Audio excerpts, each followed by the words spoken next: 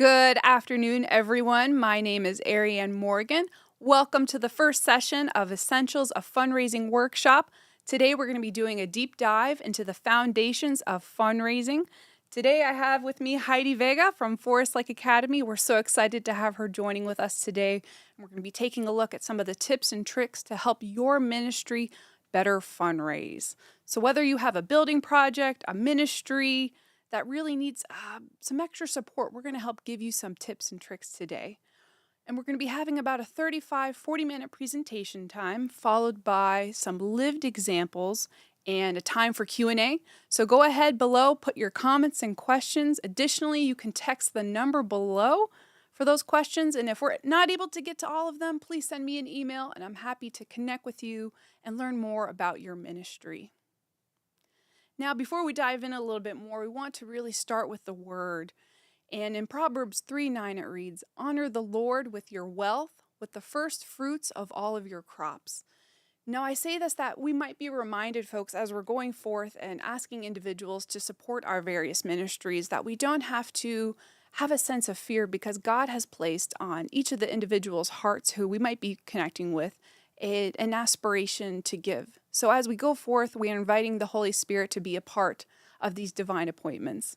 Additionally, I love this text from Elder Dr. Martin Luther King that reads, "Faith is taking the first step, even when you don't see the whole staircase."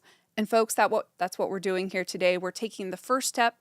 If you've never worked in fundraising, or perhaps you're wanting to further put tools in your toolbox, building that foundation or adding tools to your toolbox. So today we're going to be covering some items to help you be successful, some great takeaways. And so the first, the role of importance of fundraising in a faith-based organization, key principles of ethical fundraising, understanding donor motivations and building relationships, basic fundraising methods, such as annual giving, events, grants, major gifts, which Heidi will share with us a little bit more today, setting fundraising goals and what does it look like to measure success, and communicating impact to donors.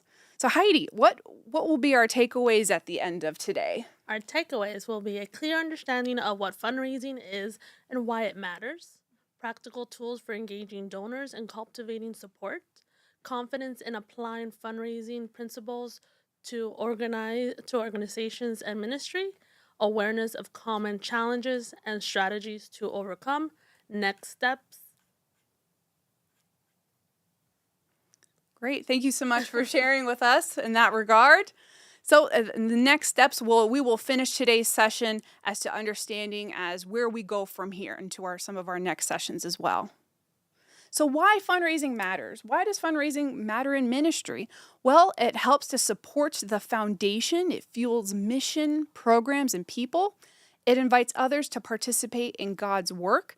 And folks, this really leans into the spiritual gifts that God has given to each one of us, each one of our members, to be equipped with, and inviting them to participate. So key point here is that fundraising is about stewardship and participation. And what is the role of fundraising in faith-based organization? For many nonprofits you might be familiar with, every dollar that comes in for them, they are responsible for giving forth an ask. And for them, for many of our institutions, our schools, our churches, it helps sustain operations and outreach. It's that foundation, whether it's through tithes, offerings, or tuition. It helps expand beyond current resources, and that's what we're wanting to lean in more today, is having that third arm of support. And it helps build community ownership of the mission when we invite people to participate.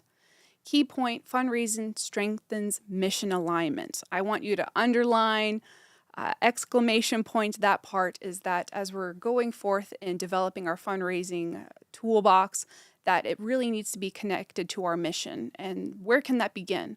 I'd like to instill a point with you that I learned back in part of my early fundraising education is it's called appreciative inquiry. And that's starting with what has worked well. Now you might say, Ariane, we've never done fundraising. I have no idea. Where do I start? Well, we might do a little back history for your organization as perhaps what has been done in the past. And again, focusing on what went well, because it's those aspects of what went well that we will build on into other areas.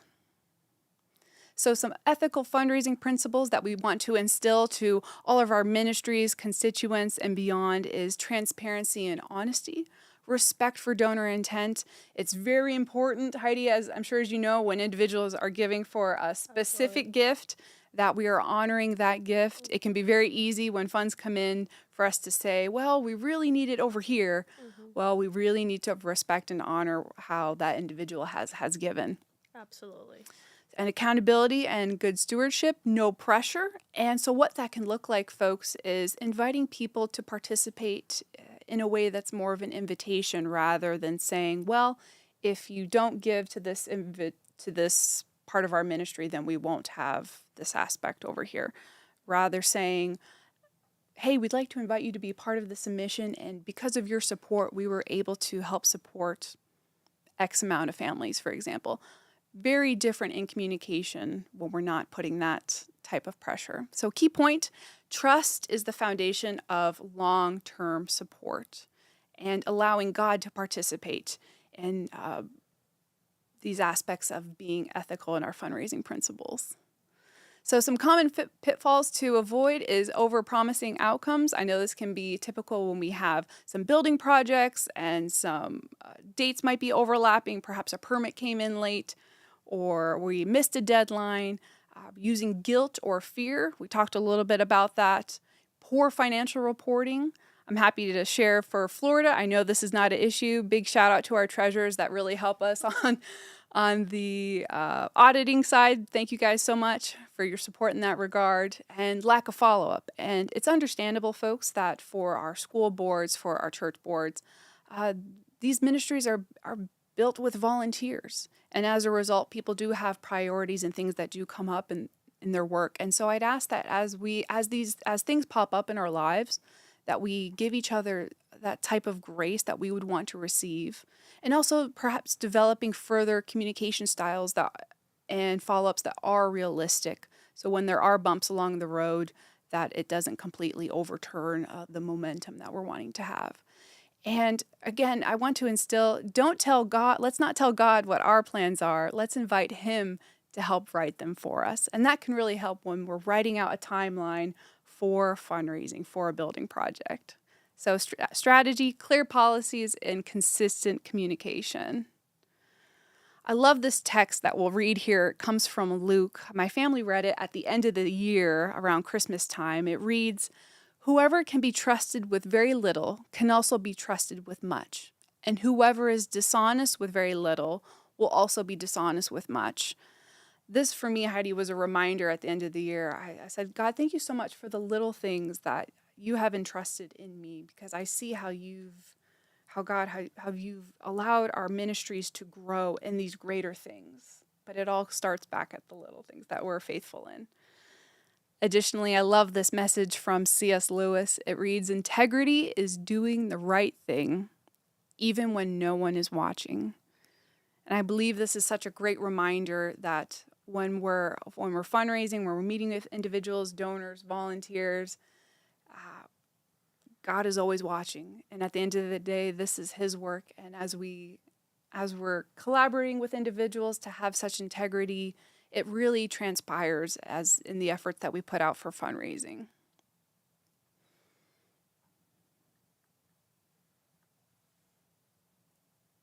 So understanding donor motivations. Why do people give, Heidi? I mean, can be many, many reasons why people might donate to an institution.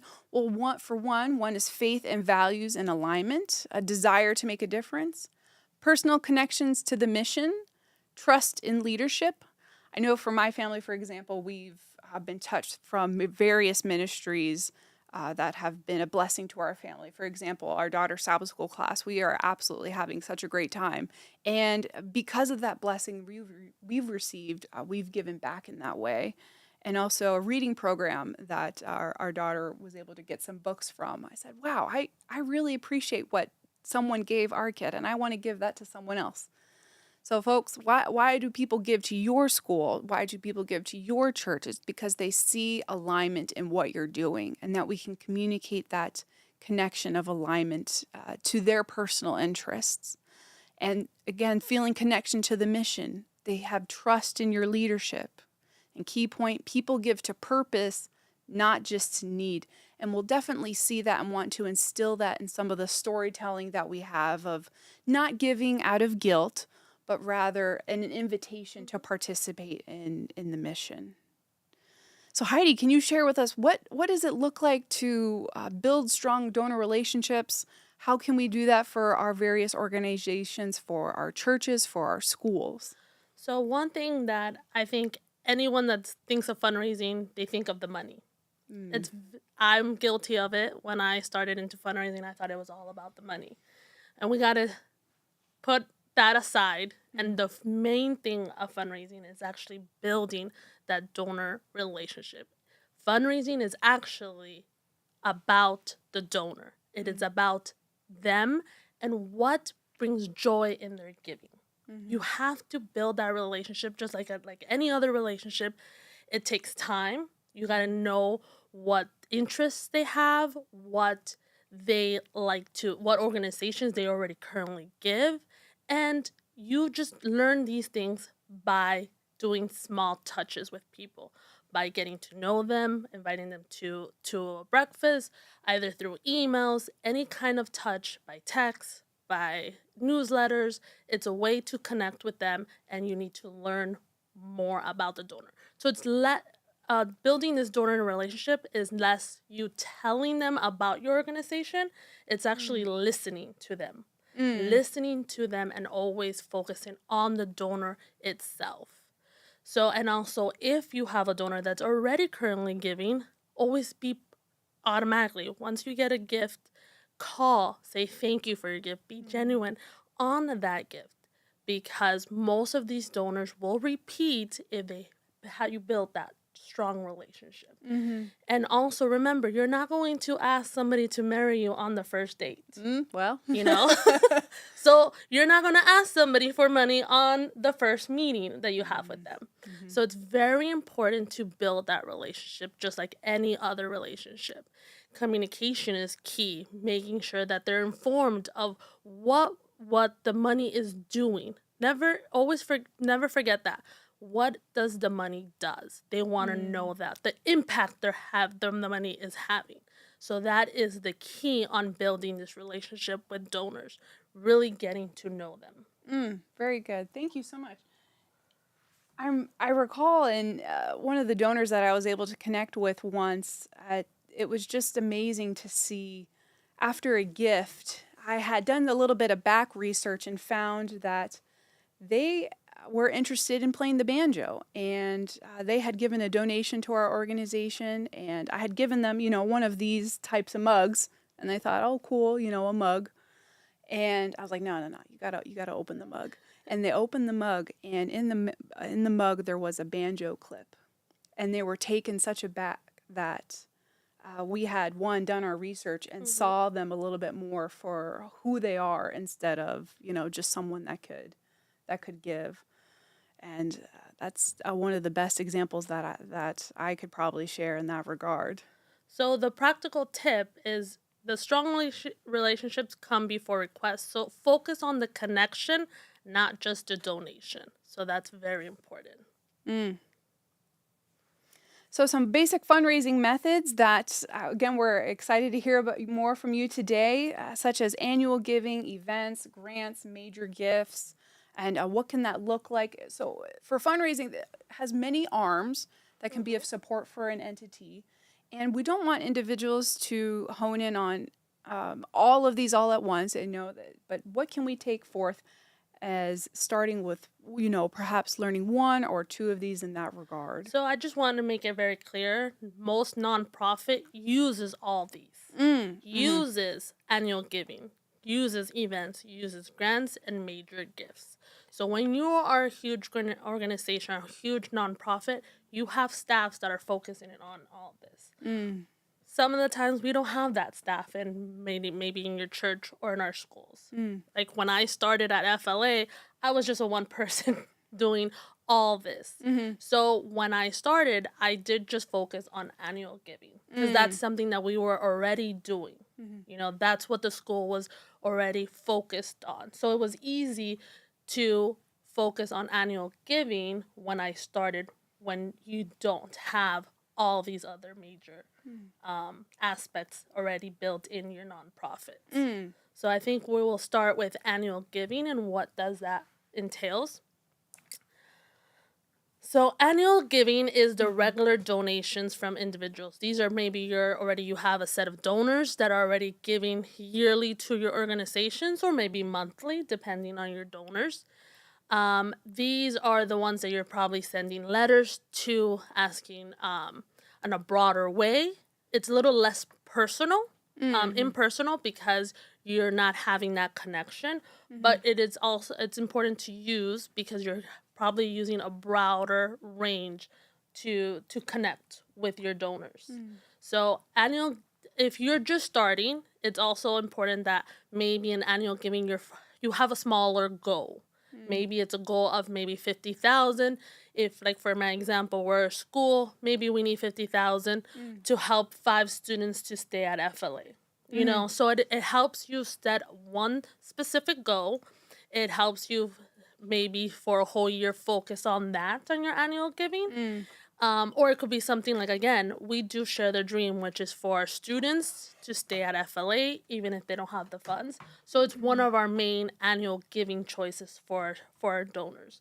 And a lot of donors want to give to this because that brings them joy, helping a student stay at a Christian, one of our Christian schools, and to make sure that they don't have to worry about the cost of the academy, that they just need to make sure that they're there and learning about Jesus as well. So a lot of our donors love to give to our annual giving of Share Their Dream. So it's a way to, it's not really deepening the connection with your donors, but it's a way to keep them informed. It's a way to share the impact of their gifts in your communications. So it's a really first base to start off. It's the foundation of many of these nonprofits. Very good. Awesome. Thank you for sharing. So most nonprofits have some sort type of annual giving, or if not, it could be something that they could start to implement into their church giving program, their school building program, and for a point of stability. So can you share with us what have events look like for you guys? So events are it takes a lot of time. It takes a lot of planning. You need more staff to get involved. So for example, just this Friday we had one of our biggest events, which is our golf tournament, where we raise funds for our athletic department. We are able to get about 140 golfers out there. We're able to engage with the community, engage with our sponsors. So these are all donors that support the athletic department that's coming out. But guess what? It took us 5 months to plan. Wow. Figure out the food, the location, all this. So it takes more time on your part. Maybe you don't have the staff, but it is a great way to encourage that engagement with your community. But also you have to understand that even though you're doing this for the engagement in the community, your reward probably will be less, because in an event you have to think of food. You got to think of the cost that you are putting to create this event. So for example, our golf tournament, we haven't done the final numbers, but easily I think we raised probably close to 100,000. Wow, praise God. Praise God. But you have to now think of the net. The net's probably going to be less because the cost of the tee time for the golfers, the prizes, the food. So it's all that there's going to be less money in the investment. I see. So, but it is a great way to rally together, to have the support, show the community that you're together with everyone. So events are great, but it does take time and it takes more of a team effort. So I would always suggest, if you have an event, always ask yourself this question. And the question that I say is this event advancing your mission or is it distracting from it? So just because you've been doing it over and over doesn't mean you should continue doing the event. If it is advancing your mission, you should continue doing the event. For sure. I definitely want to underline that piece there at the end that you mentioned, that it really, again, it needs to align with the mission and what you guys are doing. I've seen sometimes organizations, we have events and people are running around and making decisions that maybe sometimes don't draw back to our why and to our who we are and what we're doing. If you're a church, I'd like to share with you perhaps on a smaller scale an event that we had back in the day, growing up in the system. It was a small church school. And around Valentine's Day, church school had a banquet, and the kids would decorate, cook some of the food, and the pastoral team would come in and help with some of the seminars, teaching, and we had a little bit of fun there too. I don't know how much money we actually raised, from the event. Perhaps we maybe even broke even, but I just recall it being such a great takeaway to have such a demographic of individuals that could participate, from the youth all the way up to people of various ages and capacities. So folks, any time that we can open our doors to the community for these types of events, it helps share who we are, what we're about, and to share Jesus at the end of the day with people. So Amen.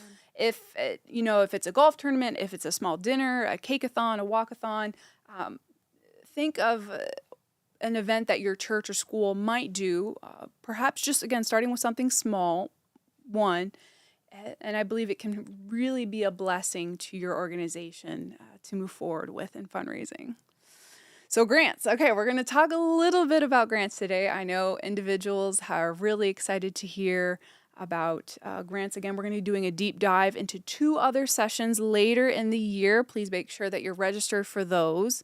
But to talk briefly about grants, Heidi, what have grants been like for you guys in fundraising for? I know for us, it can be, it's a lot of work. So what's it like for you guys? So grants are very helpful because there's a lot of money out there. There's many grants, there's many foundations that have this allocated funds to help different organizations. And easy ways to find grants can be a simple Google search. You can visit grants.gov. Local foundations have these grants, and also sometimes when you do your networks, you might hear of different grants. So there's a lot of funds out there. But one important key that you always have to remember is you shouldn't be chasing the money. Don't Right. chase the grant. Find a grant that fits your mission, okay?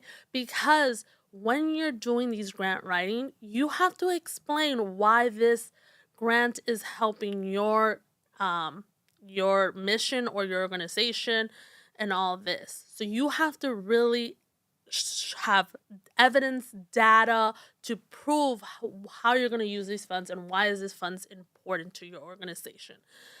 So, for example, I'm from Forest Day Academy, so I don't know everything. I wish I did, but there's so many grants for STEM, and our school has STEM programs with innovation. So right now, one of my last grants that we applied was for STEM, and I don't know all that information. So I got with our innovation leader.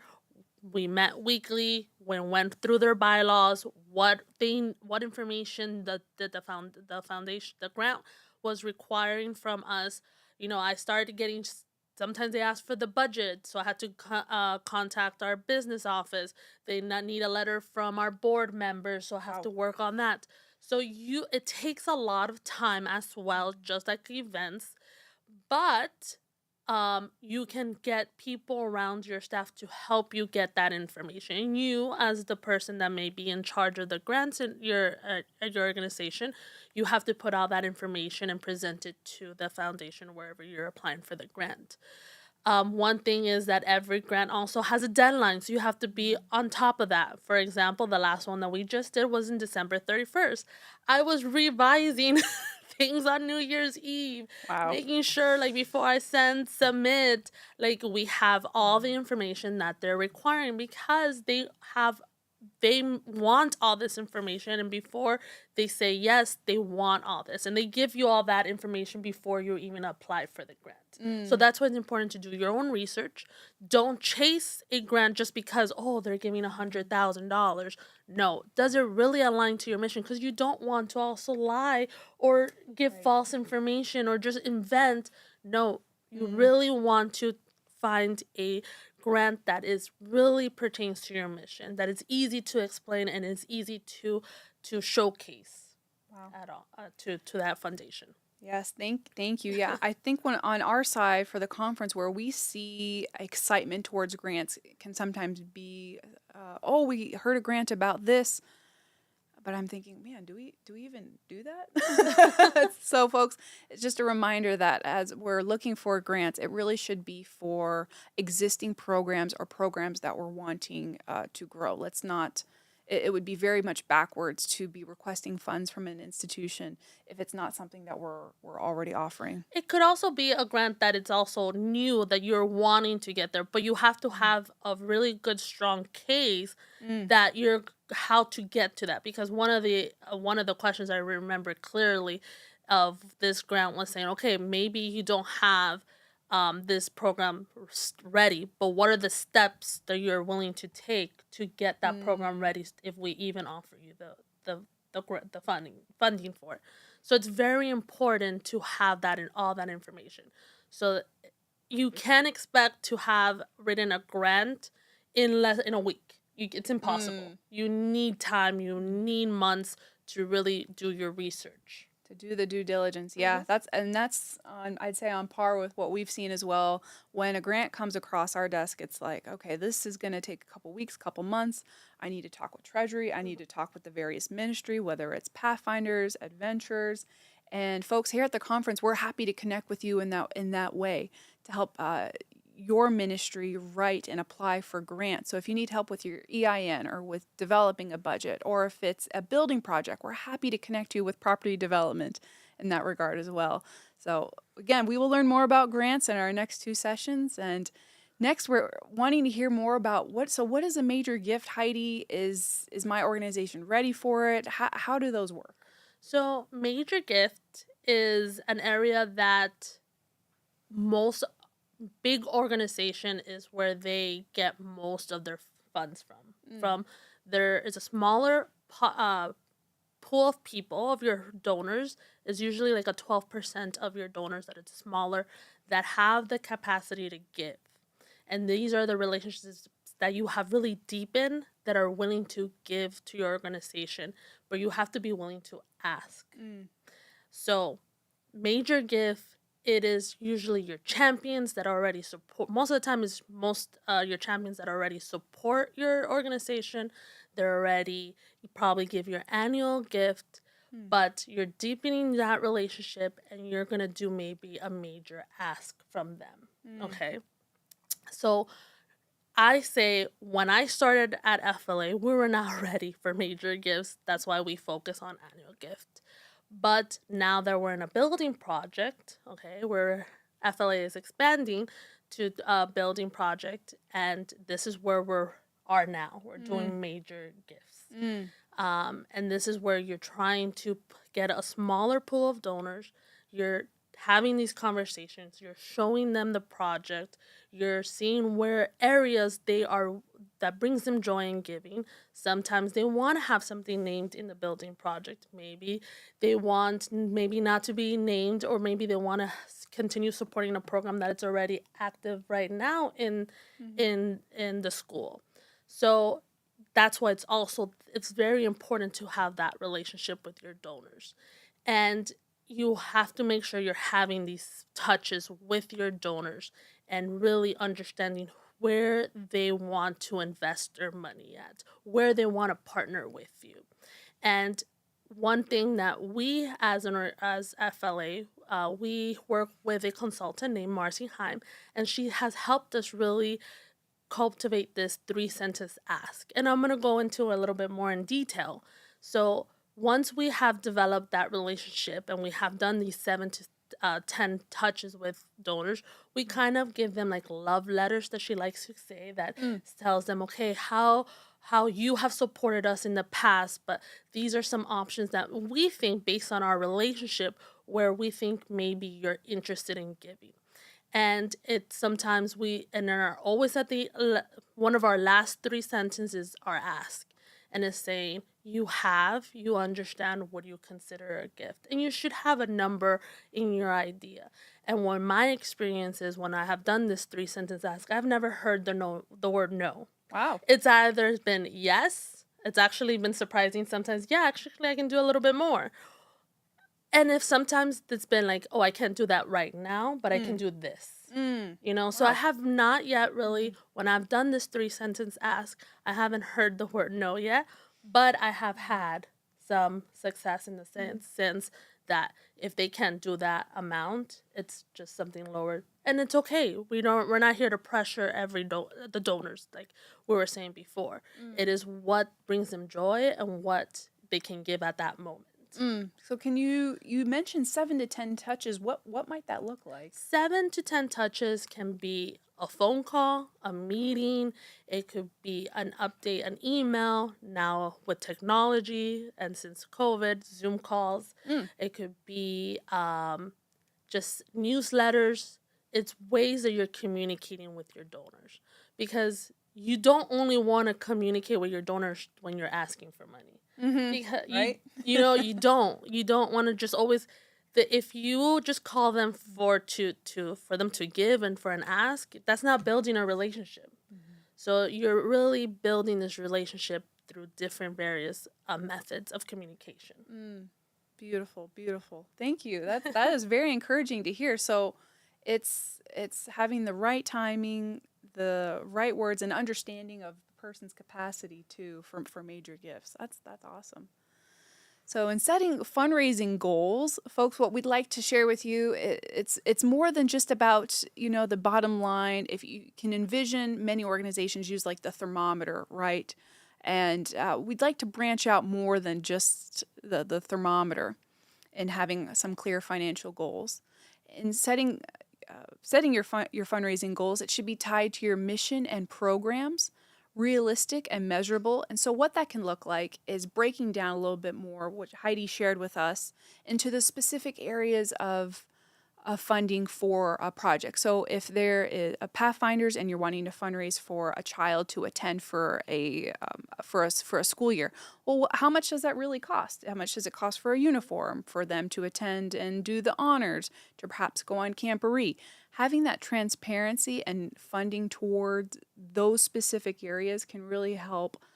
On the donor side, individuals see, okay, here's the capacity of what it takes, versus just a bottom line and saying, well, it costs $100, which I'm sure it's way more than that for maybe for kids to attend Pathfinders for a year. But to say, hey, yeah, we're investing in uniforms for $20 per kid, and really helps in your storytelling and focus for growth.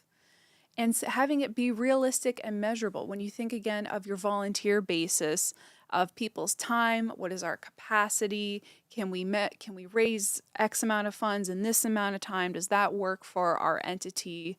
And inviting the Holy Spirit into those conversations too, I'd say is very important. So the example, fund programs, not just dollar amount. And measuring success. So if it's not just about dollars at the end of the day, if we're funding the various programs, how do we measure success, and what does that look like? So, like I said, it's not always about the dollar amount. And yes, we as all fundraisers, our main goal is to get to that goal. But other ways to measure success is always seeing your retention of your donors. Are your donors coming back to give? That's a great way to show that your donors are trusting you, that you're being transparent with them. They trust you.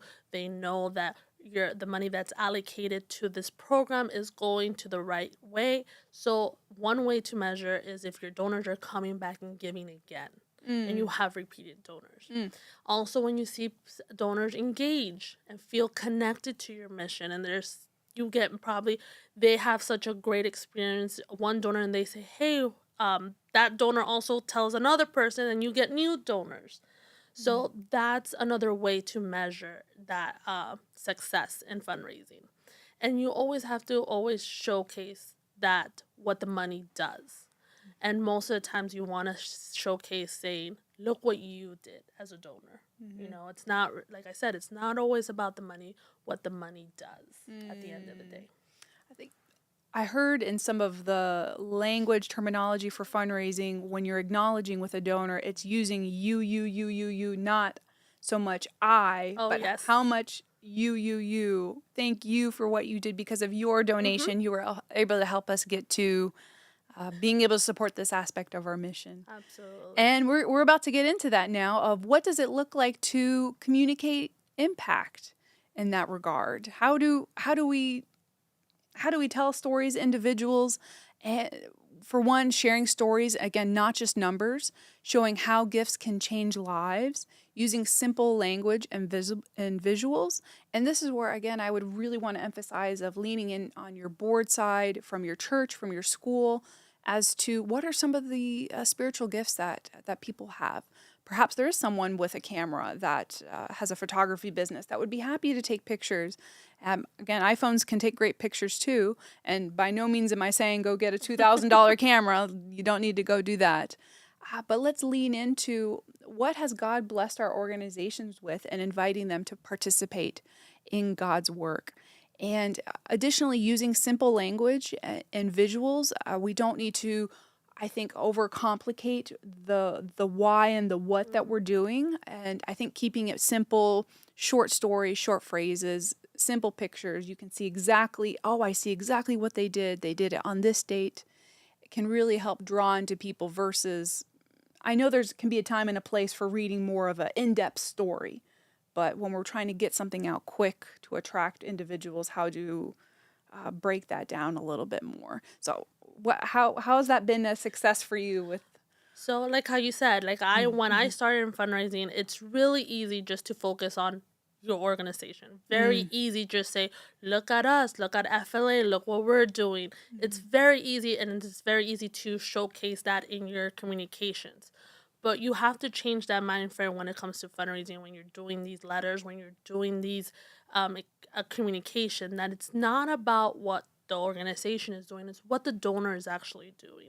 And it's not about the money. So it's you're gonna say more the you language, and it's usually saying, because of you, we were able to help 25 students receive scholarships this year. So it's always what the impact, seeing what the money is doing to help at your organization. When the donor sees that impact, they will trust you more and give again. Beautiful, communicating impact. And so, what are some tools to communicate impact? Testimonials and photos, short videos, updates and reports, thank you letters and emails. And so, what you might say, okay, well, where do I get testimonials from? I'd say a great place is actually to start with your board. Start with your church board, start with your school board, parent organization, and asking, what do you love about our entity? Why do you volunteer? Building some of those stories in your capsule. Again, short videos and photos that are done with excellence. Again, don't go out and buy a $2,000 camera. And establishing updates and reports amongst your team, your board. If you're already part of a board, you probably have a team that meets once a quarter. You might meet once a month, and establishing that into your fundraising plan to meet regularly and how you will respond to one another. And thank you letters and emails. Again, thank you. I can't tell you folks how far I've seen an impact go with a handwritten note. Heidi, I know it's very much old school. Believe it or not, I still write cursive. I love it.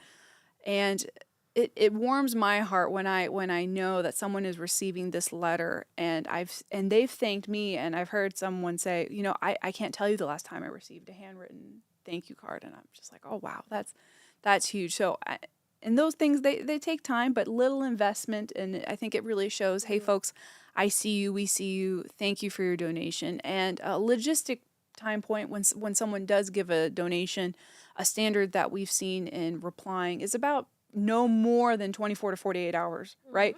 If we're getting a gift, we don't want to wait till next Christmas to say, hey, thanks for your Absolutely gift. no. What is about your guys' turnaround Yeah, time? so the same thing. As soon as a donation, except if it comes on maybe on a holiday, then maybe there's a little bit of more wiggle room. Understandable. But our normal is as soon as a Mhm. donation comes through in our direction, it's no more than 48 hours to give a Mhm. thank you call. Mm, A, mm. a call, a personal call saying, hey, we received your donation. Thank you. And also, it's very important not to put your hand out, Right. saying, like, hey, but we have something else to. No. Mhm. Make sure that if you're doing a thank you call, that it's just a thank you call. Don't ask for more money or ask for anything. Just make it simple, a thank you. Mm. And that goes a long way. A lot of donors appreciate that phone call. And if you know that this is a donor that that it's a repeated donor that has done an impact to your school, maybe you're one of your leaders to do that phone call, because that goes also a long way. So Mm. there's sometimes that I do the phone call, or sometimes I ask my principal to do the phone call. It's like, hey, this has been a person that I've done many thank yous for, but I think it's time maybe that you do the thank you. Mm. And that also goes a long way. Like we said, we do handwriting letters as well, like cards, but also we make sure, because we are a nonprofit, we can do tax exempt receipts for our donors. So we make sure that that letter is done by that within that week, and it's mailed out as well with Beautiful. the thank you letter with the tax receipt. Wonderful. Thank you. So, best practice, folks, is communicating impact year round. And again, finding a standard for what that might look like for your organization. That could be maybe it's once a year, maybe it's once a quarter. And additionally, where you could see that is ask yourself, okay, do we have a bulletin? Do we have Facebook? Do we have an Instagram? Do we have a Twitter? I'm not saying you need all of these in order to communicate impact, but pick one. Mm-hmm. And I think that can be a great place to where you might share your story or a newsletter. Again, I'm not saying go start a website. That can take a lot of work. Now, if you have someone who has that capacity, maybe, but start in small ways, folks. If it's sharing a little story at the bottom of your bulletin or on your website of a project that you have or a ministry that you're wanting to fundraise specifically for, create a space for that with some great visuals and testimonials. And some common fundraising challenges, Heidi. I know fundraising, it can feel like such a wall sometimes. I know one of the biggest we have here at the top is fear of asking, limited time or staff, donor fatigue, inconsistent messaging, and just a reminder that these challenges are normal. And so, for fear of asking, I'd like to recommend or share on an individual basis. I'd like to think about where does that fear come from and what might that be? Because I feel when we identify more of where the fear comes from, we're more likely to overcome. So, for example, it might be fear of rejection, fear of saying the wrong thing, fear of inconsistent messaging, fear of being told no. I think that there's a number of reasons. And so I think on an individualistic basis, if we're able to understand and articulate ourselves, so why am I fearful? Uh, and it's not necessarily just people who might be introverted, who are fearful. I'm an extrovert and I get fearful sometimes. So I think identifying that, inviting the Holy Spirit to help calm us in our nerves of what that might be, and to ask the Lord to help us work on that point, I think can be a great skill. Limited time or staff, again, it's very common that we don't have the personnel to fundraise, to go out, to create these things. And donor fatigue, we see a lot that comes in, Heidi, at the end of the year. And if that's all we're doing, yeah, our message might get lost amongst the other organizations that are also fundraising on Christmas Eve. So, what are challenges like for you guys? So when I started fundraising, that was one of my biggest fear, was asking. Mm, That is because it is kind of uncomfortable, and to talk about money. mm, It's sometimes very uncomfortable. But when you're in fundraising, people are willing to give. People mm, have a joy for giving. I know I do. I'm not a millionaire, and I don't have thousands, but I do. When I'm able to give, it mm, brings me joy to help an organization for whatever reason. Um, but But what I always hear from many donors is they're not asked. And Yep. if they Yep. don't know that you have a need, Mm-hmm. they're not going to give because they don't know that you have a need. So it's research says, and it's so funny that it says the first reason why a donor gives is they believe in your mission. The second reason a donor gives is that they're being asked. And that's why I said it's so important to have that 3-sentence ask that has helped me, and it's from Marcy Heim, and it's very simple. And you're not gonna do the ask on the first time. First Remember, touch, right? Not never the first on the touch. first touch, unless you already have kind of built that trust. But still, I would not ever do it on the first touch. I would try to wait at least 7 if I feel comfortable. 5 if I still feel like I'm not ready. It will probably be in the 12th. So it just all depends on your donor and your donor relationship. But the 3-sentence ask, and I told you, you start with you have been, you understand, what do you consider? So it goes something like this. You have been a generous supporter of our athletic program for many years. You understand the important life lessons and leadership skills students learn when they participate in sports. Would you consider a gift of $20,000 to help launch a sport scholarship program at our school? And then you just wait and listen. And there might be some silence, and it could sometimes be uncomfortable for that silence, but you gotta let them understand what you're asking.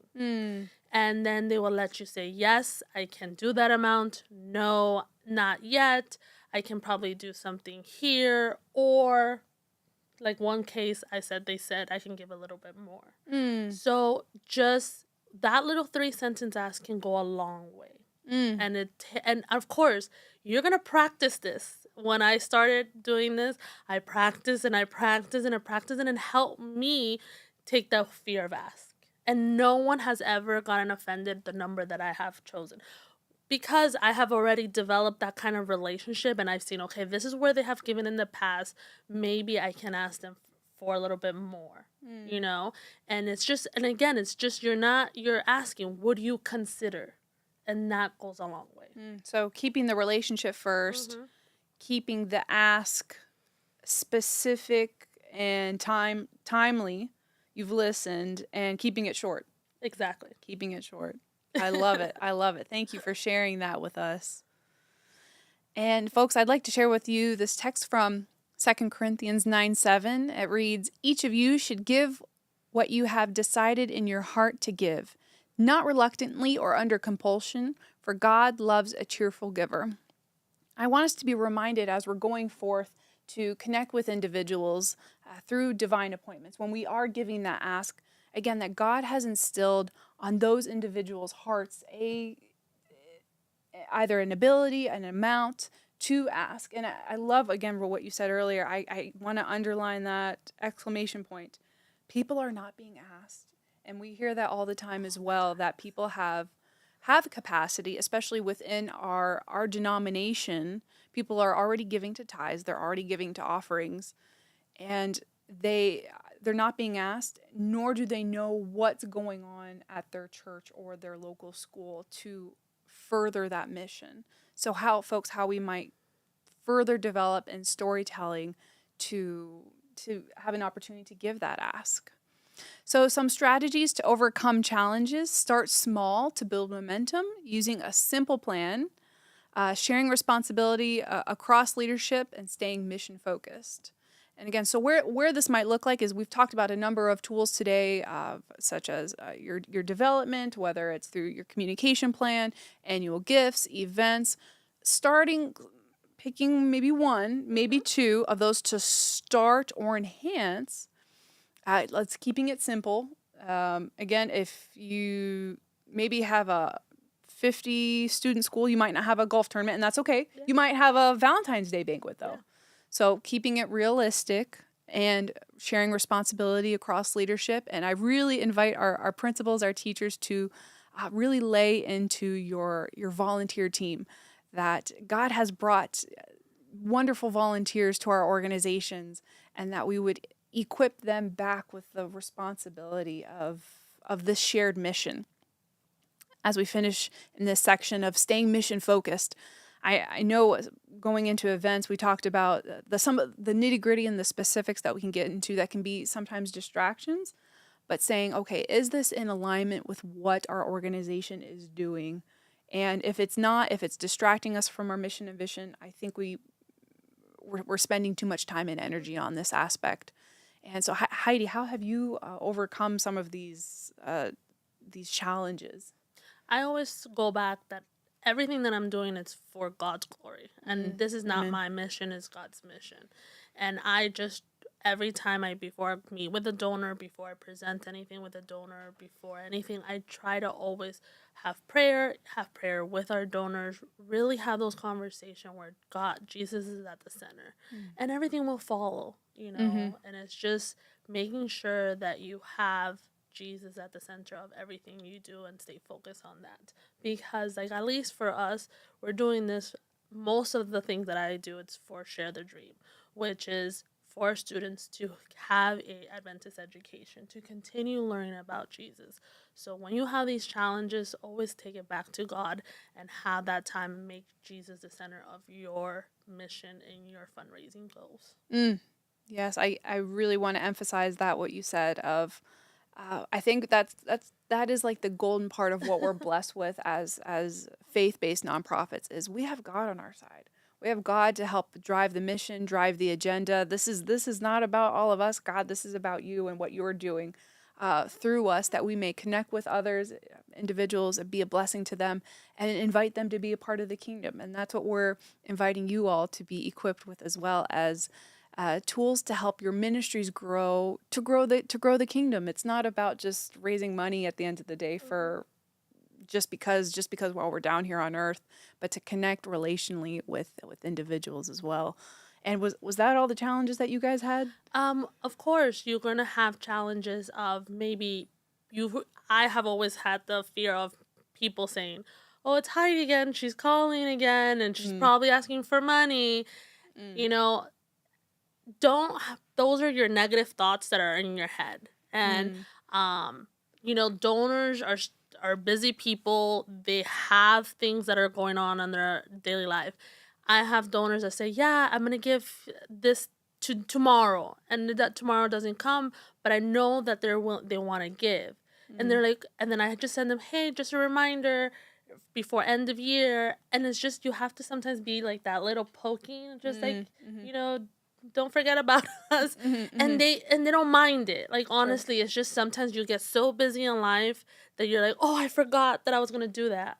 Mm, And so it's just you gotta be persistent, but with kindness and respect, and sure. not always having your hand out as well, because you Mm, always.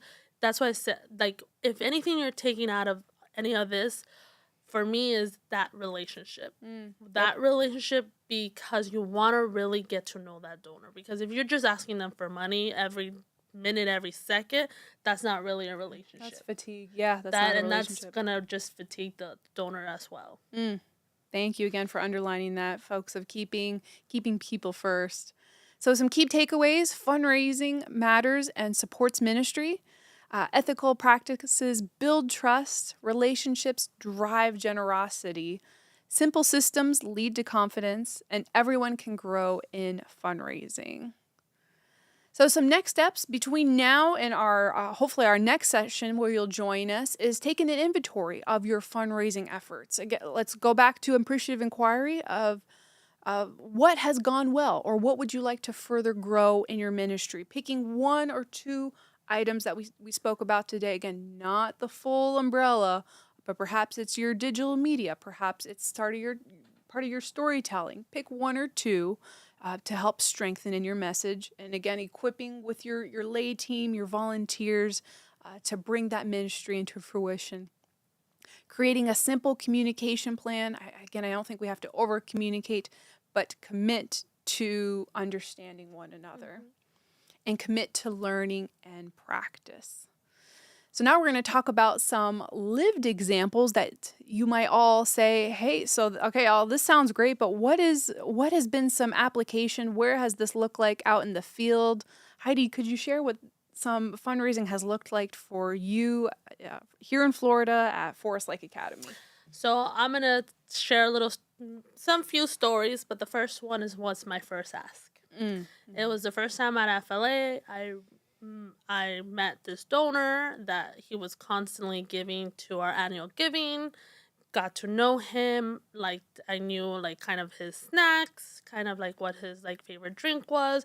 Got to know like understand why was the reason he would give to share the dream, because he was a student that couldn't afford FLA and now he wants to pay it forward. So I understood where was his joy in giving and all this. So and I knew that he hadn't been back to school for a really long time as well.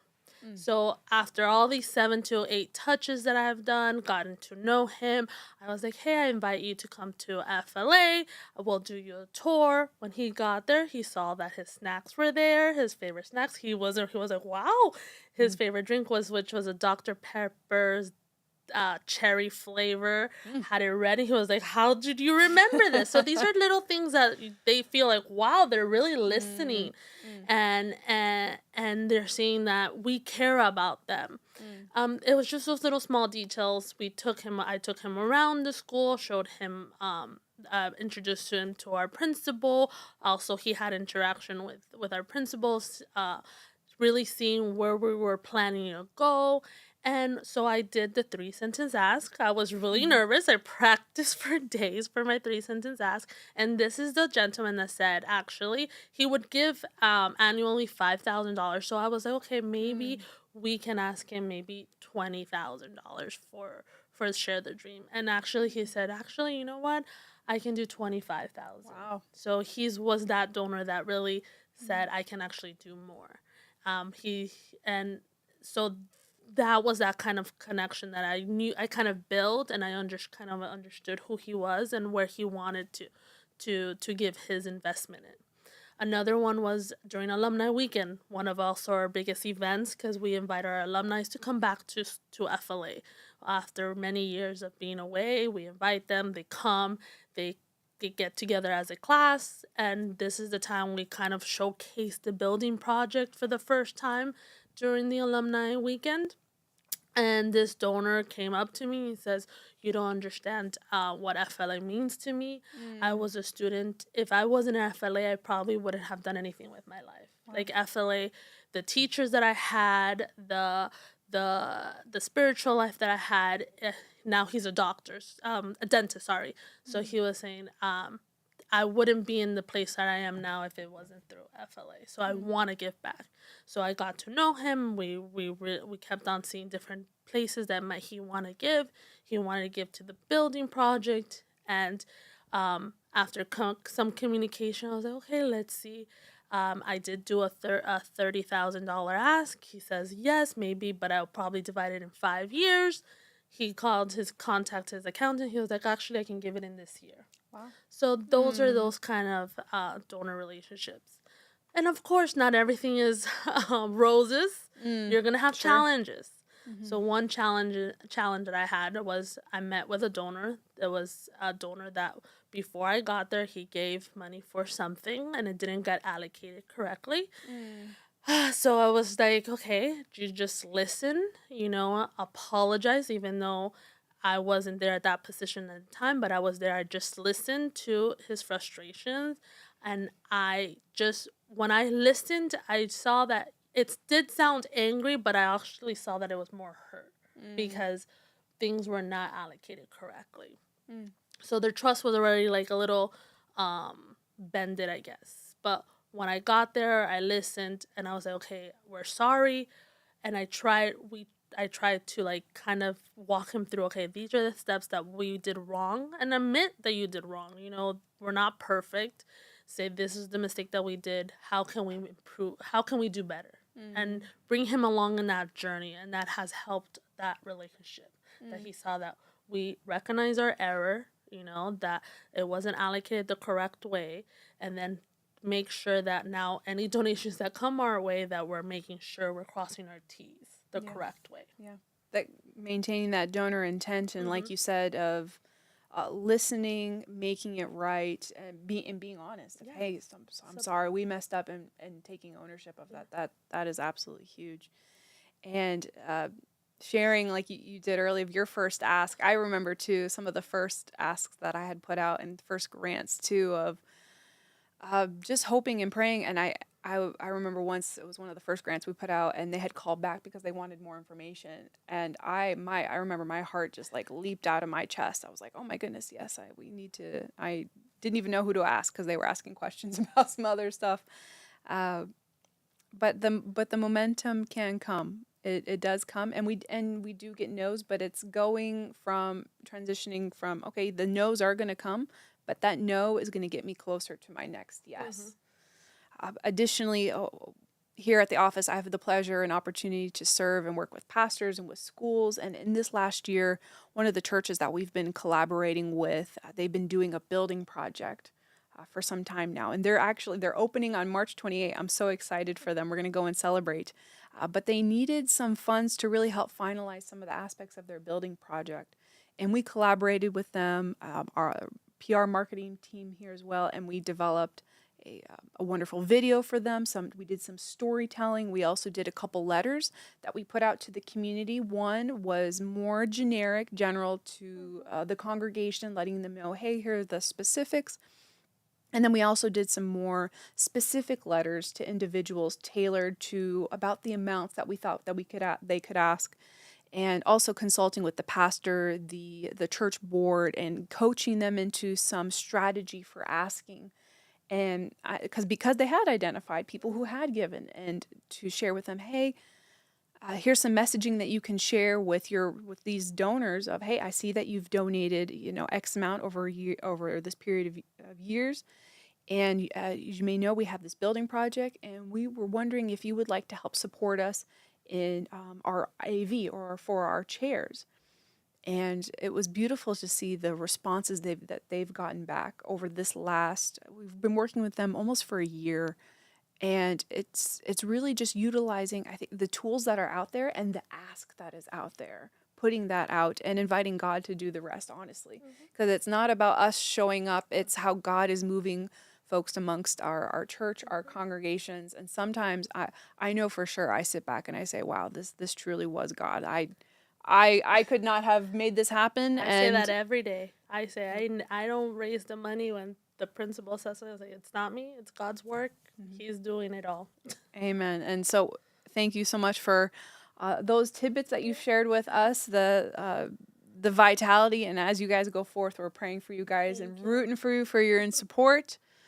And folks, now we're going to go into some of our Q&A time. And again, we might not get to all of your questions today, but please feel free to send me an email. I'm happy to connect with you and learn more about your mission and vision for your congregation. Additionally, you may see these lovely cups we have in front of us. If you were one of our first registrants for this session, you are going to be getting one of these cups.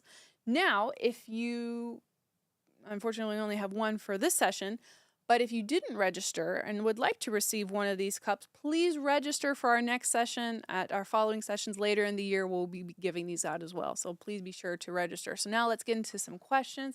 Heidi and I are going to be tag teaming here. Let's read this first one. How often do you follow up with donors to demonstrate how funds are used? I guess I'll start out a little bit and you may have something different. I guess it depends on what is your frequency of communication. I'd say if I'm giving a specific ask, perhaps if it's for a major gift for a more specific initiative, say it's for a Pathfinder club, and I'm asking, hey, thank you. We're wanting to go to Camp Ree, and we have 5 students that we want to ask, and perhaps they did sponsor the kids. A great follow-up would be perhaps after Camporee and saying, hey, the kids had a great time. Thank you so much for the blessing that you gave. But again, typically when there is a donation, you want to give that donation within 24 to 48 hours. But if it's for the larger masses of individuals who might be giving towards, say, a building project, I would say it's not one size fits all. I'd say it's figuring out within your entity how frequently are we going to communicate what the aspects of our project. Heidi and I were talking earlier about FLA, and it's like, well, it would be kind of probably over a lot of information if it was, on a daily or even weekly basis. So perhaps that's quarterly or once a month. What has been your So your for the building project, we have a newsletter that goes out every month. We have our Mhm. insiders that are just our major donors that are getting like an inside scoop that we're giving them, just like the really the core of what's going on. And then we have an insider for our alumni and then for our parents. So we do that once a month, because there's not a lot of updates every day for Right. building projects. Right. So we can't do that every day. So we do that every month. We have an update. We share donor stories. So it's just a way to stay with communications. If it's share the dream, that's a little easier because we're able to say, hey, we helped 25 students this year, and we can show that, and we can get some testimonials from the students that it helped them pay off maybe their whole amount for what they needed to pay. Mhm. Usually for Share the Dream, we try to split the pot to help as many students as we can. It just Mhm. also depends on who we're helping, as well. So it's just like it's really hard to really say what works and what doesn't. It just depends on what project you're dealing with and how many updates you can give within that. Sure. So definitely, I mean, yeah, year end is good Mm-hmm. to say, hey, here's what we were able to do at Within the end of the year, and celebrate that together as an organization, as a church family, as a school entity. Uh, so yeah, I think it's coming together as a team and yeah. finding some standards for As that. long as you have any updates that you can share to express that impact, it's try to get it out as if you have that. If you don't make it up. Just wait until you have some type of impact that you can share with the donor. Sure. So our next question, what makes someone successful in fundraising? Oh, wow. I Again, we talked a little bit about the various arms, the various tips and tools. I would say it starts with, I think, being humble and having a sense of humility, realizing that fundraising is not just a one man job. It definitely takes a team, and having the patience and knowing that I need to rely on others in order to be successful as a team. It's not just Ariane showing up and fundraising for an initiative. It's public relations, it's treasury, it's property development, it's our ministerial team, it's administration. And I think if we go forth with that mindset that we're not just carrying all that weight, it and we invite others to participate. We talked about that earlier, inviting others' spiritual gifts to participate. That's where I think success really takes place. Like I said, it's if you're a success, if you're gonna measure it on the money, on the dollar sign, that probably is not gonna be the most successful in fundraising. But if you're thinking of it as more of a relationship, and also just being transparent with what's going on in your organization, where you're gonna allocate the money, that also makes a successful fundraiser. So Mm, it's just being not thinking about the money, what the money does, about the donor, and being transparent is going to be help you be a successful fundraiser. mm. Our next question, what is different about church or SDA school fundraising? How do we best appeal to our audience? Well, thank you. Yes, you shared there. It's that we have Florida Conference has churches, we have schools, we have church schools, and I'd say perhaps to lean more into the question is if you have a church school that maybe is on the same property and has same alignment and mission, that there can be opportunities for collaboration that can complement each other. But if you're wanting to look more at, say, what is the difference between a SDA school or church? Not much, I'd say, other than just the difference of communication and what is the various ministry outlets. So, for example, at school, students come, and they pay through tuition, and sometimes individuals are blessed through scholarships that come in. But then schools have needs for building projects, extracurriculars, I'd Mm-hmm. say, is one of the big thing that a school can fundraise for, in parallel to a church that will have various ministries similar to what a school might have in extracurriculars for Pathfinders, men's ministries, women's ministries. a community service department where there is output that is a blessing to the church and additionally to the community. So I don't necessarily know that you need to fundraise for all of your entities, all of your ministry outputs, but perhaps growing in one of these, if you will, and developing those standards across. Any thoughts on that? I know you're wear the school hat. I wear the school hat. Yes. So I think at least once you know your donor, it's think about it almost like you're going to a restaurant. You don't want to go to a restaurant that has so many options because it's going to be hard to point one area that you want to fundraise. Or you also don't want to go to a restaurant that has limited options.